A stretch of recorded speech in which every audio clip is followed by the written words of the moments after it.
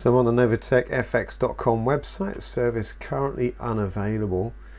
This does occasionally happen, but this appears to have been happening for at least 5 hours now, judging by comments on YouTube. So in fact, it could be that this time NovaTechFX.com has gone offline forever.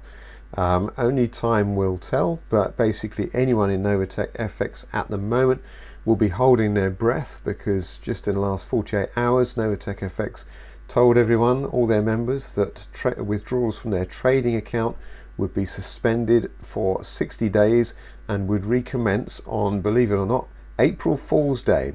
So it looks like this could be the end of NovaTech officially now, but we shall see. Just thought I'd get this video out anyway. They have announced on their Telegram group, which has got 29,260 people in, that the site is currently down for maintenance.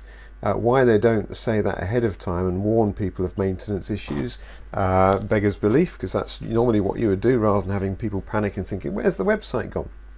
But it may be this is never coming back. We shall see.